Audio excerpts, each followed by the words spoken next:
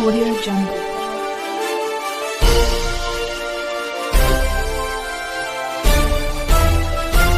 Audio Jungle. आज प्रतिनिधी संघटनेची बैठक झालेली आहे आणि त्यात इलेक्शन झालेले आहेत.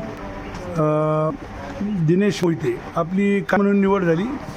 मी मराठवाडा मोटारचालक वाहन प्रतिनिधी श्रमिक संघटनेचा जालना जिल्ह्यात सचिवपदी माझी सर्वानुमते निवड करण्यात आली. अध्यक्ष म्हणून अध्यक्ष म्हणून शाजेब खान औरंगजेब खान उर्फ मायाबाई यांची निवड करण्यात आली.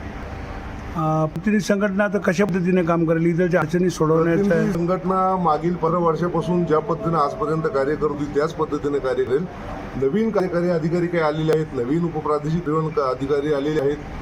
त्यांचा आणि कार्यालयाचा समन्वय कसा साधता येईल, प्रतिनिधींची कामे साहेबांकडून कशी करून घेता येईल, प्रत्येक प्रतिनिधीचा काम करण्याची पद्धत ही वेगळी आहे कशी आहे हे साहेबांना आम्हाला संघटनेमार्फत समजावून सांगावं लागेल आणि त्या पद्धतीने काम करून घ्यावं लागेल. ऑफिसमध्ये काय अडचणी असतात आपल्या? ऑफिसमध्ये काम करताना कर्मचाऱ्यांची हजेरी, त्याच्यानंतर काम करण्याची मानसिकता, कसं काम करायचं, कोणाला प्रतिसाद द्यायचा.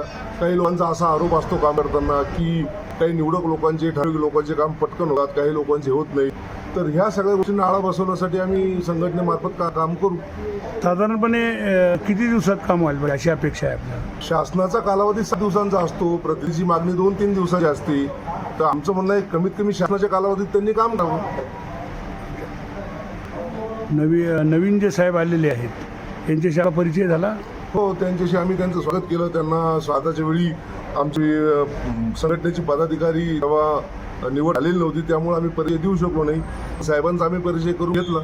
आपणाला अशीच अपेक्षा आहे की नवीन जे अधिकारी आलेले आहेत त्यांनी सुरळीत काम करून जालना जिल्ह्यातील जनतेस योग्य त्या न्याय देऊन लवकरात लवकर कामे करा. आता नवीन आलेल्या अधिकाऱ्याकडून अपेक्षा अशी ठेवावी लागेल की जिल्ह्याची पहिले परिस्थिती बघता, बेरोजगारांची संख्या बघता, इथं 200-300 लोक ज्या गावात काम नाही भेटत तो इथे काम करायला लागतो, त्याला प्रतिनिधी म्हणून घेता येत नाही पण तो स्वतः प्रतिनिधीमधून काम करतो. मग ह्या लोकांकडून काम कसं करायचं, कामात काही फसवणूक झाली संघटना त्याला जबाबदार राहणार नाही. उद्या कुणी येईल आपलं प्रतिनिधीपत्र लावून काम करून घेईल तर प्रत्येक काम करणाऱ्या माणसाला संघटनेही जबाबदार राहणार नाही. संघटनेकडे जे नोंदणीकृत प्रतिनिधी असतील त्यांच्याच तर्फे काम करून घ्यावे अशी आम्ही साहेबांना विनंती करू. आपलं? मी दिनेश मोहिते.